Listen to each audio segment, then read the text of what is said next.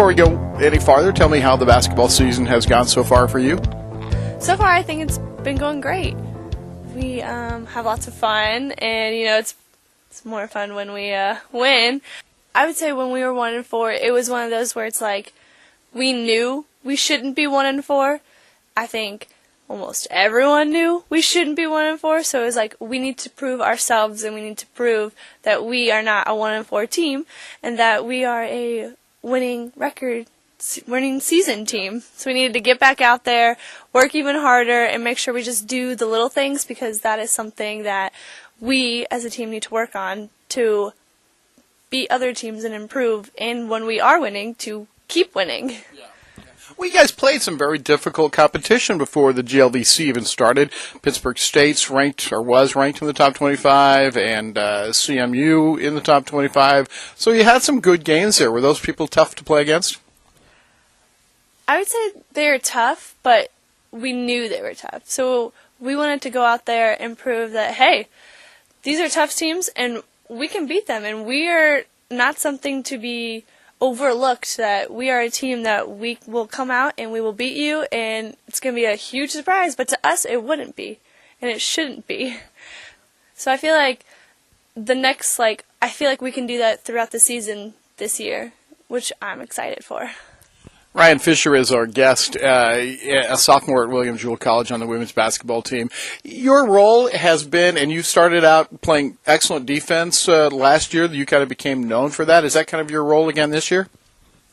I would say yes. There are plenty of times that they're like, I come in on defense, and then this will be more towards like the end of the game, say it's like, really close, which hopefully sometimes you don't want it to be, but it is. It's like, I'll go in on defense and I'll do what I need to do, and then dead ball, it's like offense, I come out. It's like they know where my strengths are, and we know where I need to work on, and it's like me and this other girl, Hayden, on the team have just like this corresponding relationship. It's like, all right, she's a good shooter, she'll come in for me and she'll do what I need to work on, and then I'll come in for her on defense. Just, it works really perfectly. So I'd say defense, yes.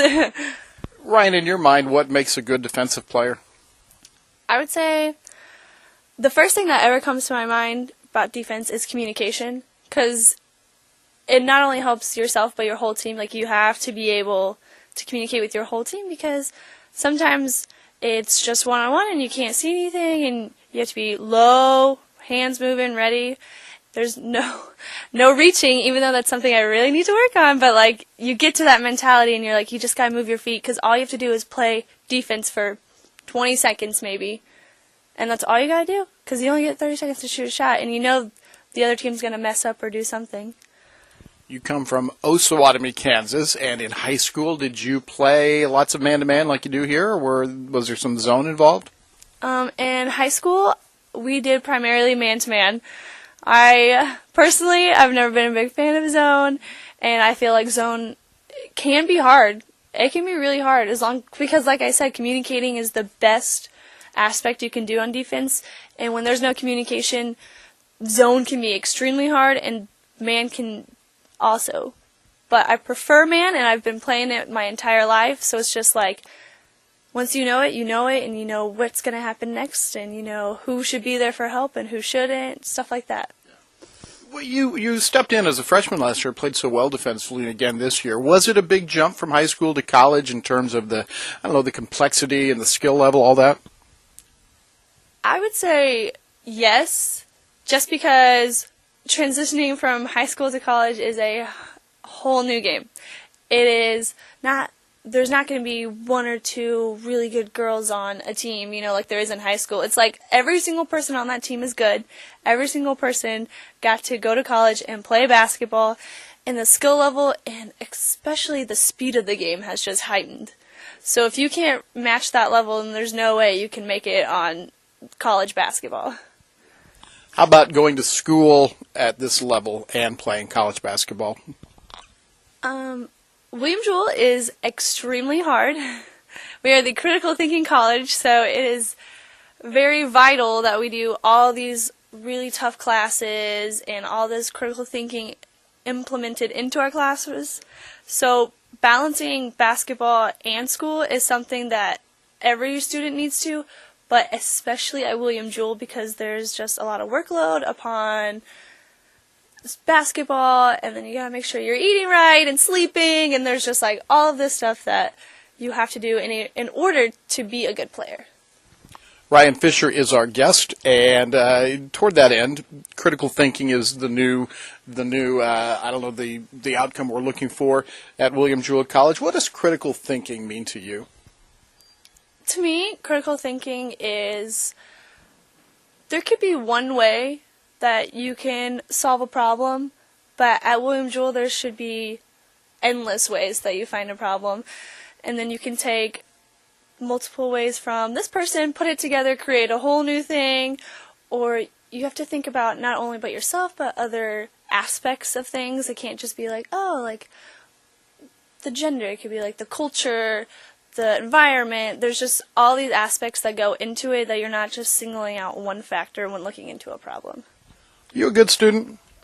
Yes, of course. You have to be at William Jewell. There's no way you cannot be a student that like just gets by or does not do their homework. Like in order to be a successful student, you have to put in lots of work, not only in basketball but in the academics as well.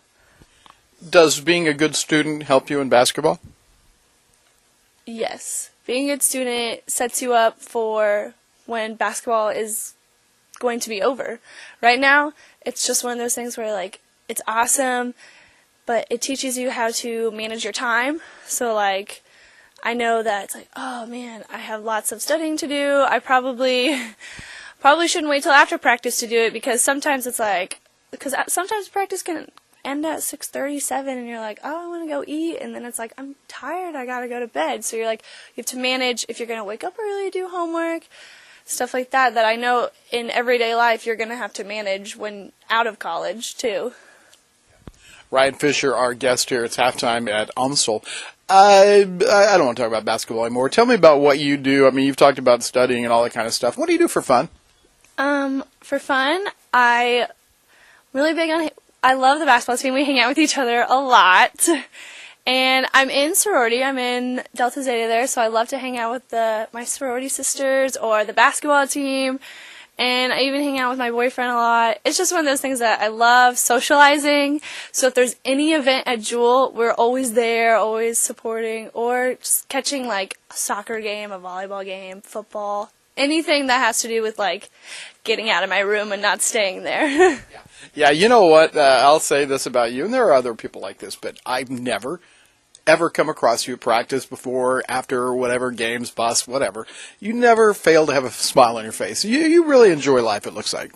Oh, yes. You can never be negative or sad about anything because it's like, especially to say that you lost the basketball game. I know it sucks and it hurts, but it's one of those things that's like, you got to go, you got to play, you got to be a part of the team. There's like so many more positive aspects than just the negatives that you can like learn from it. And I know later in life that's going to help me so much more because it's like, there are going to be times when I'm really down and I'm really sad, but it's like, I just got to think of those positives.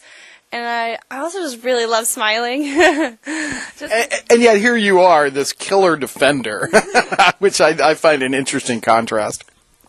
I don't know, I just think it's funny. Because, like, also what can bring your smiles when you're like, I just love playing defense, you know? So when you know that you're going to, you just have this mindset and frame that you are going to embarrass this person, and you know that you are going to play defense on them, and they're not going to go to the hole, you're going to make them do nothing, stand on the outside, is one of those things that always can bring a smile to my face, even though I don't show it. Like, internally, I know that I'm like, we did that as a team. Like, it's just hand in hand. Yeah.